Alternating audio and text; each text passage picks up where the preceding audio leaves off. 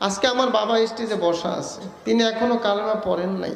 সত্য কথা বলবো এখানে, আজকে আমার যে বাবা এখানে, একটু সামনে আসেন, বাবা এখানে আসছে, তার হাত ধরে আমি ওই দিন শ্মশান থেকে বের হওয়ার সময় বলছিলাম, বাবা তুমি আমার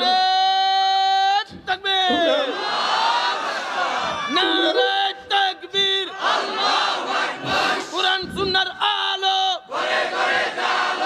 আজকের মাহফিল রেজাউল করিম সাহেব জিন্দাবাদ।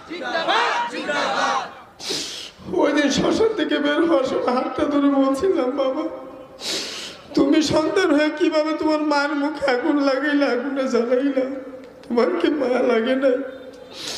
ওই দিন আমার বাবা বলছিল, বাবা কি করবো, এটা ধর্মের নিয়ম। ওই দিন কেঁদে কেঁদে বলছিলাম, বাবা তুমি তোমার সন্তান হয়ে তোমার মার মুখে আগুন লাগাইতে পারো, মাকে আগুনে জ্বালাইতে পারো, আমি তো পারবো না বাবা, আমি কি করবো? বাবাই বলে কি করবে, ধর্মের নিয়ম মানতেই হবে। সেদিন থেকে ইসলামের তালাশে, সত্য ধর্মের তালাশে বের হয়ে গেছি। কলিজার মধ্যে ব্যথা, আমার চোখের সামনে আমার মা আগুনে জ্বলবে, সহ্য করতে পারবো? আমার জন্মদাতা বাবা আগুনে জ্বলবে, সহ্য করতে পারবো না। সেদিন থেকে সত্য ধর্মের তালাশে বের হয়ে গেছি। লা ইলাহা ইল্লাল্লাহু মুহাম্মাদুর রাসূলুল্লাহ। কালিমাতে এবার অর্থ, আল্লাহ তাআলা ব্যতীত আর কোনো মাবুদ নাই, হযরত মুহাম্মদ মুস্তাফা সাল্লাল্লাহু আলাইহি ওয়াসাল্লাম আল্লাহ তাআলার রাসূল। আলহামদুলিল্লাহ। নারায়ে তাকবীর, নারায়ে তাকবীর।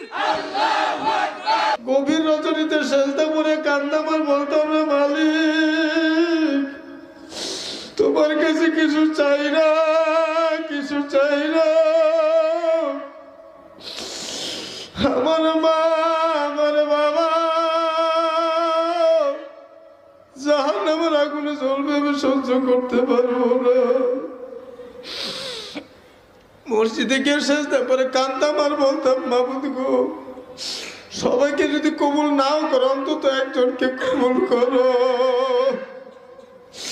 আমার ভাইরা, আমার মা যখন বেঁচে ছিল, মায়ের হাতে ধরে পায়ে ধরে বুঝাইছি, বুঝে নাই। আমার একটা বড় ভাই ছিল, তাকেও বুঝাইছি, মোটামুটি বুঝেও আসছে, লাইনেও আসছে। কিন্তু ভাগ্যটা এত খারাপ, আমার মা মারা গেছে, আমি অত কান্দি নাই। আমার ভাইটাকে বুঝায় যখন মোটামুটি লাইনে নিয়ে আসছি, তখন হঠাৎ করে মারা গেছে।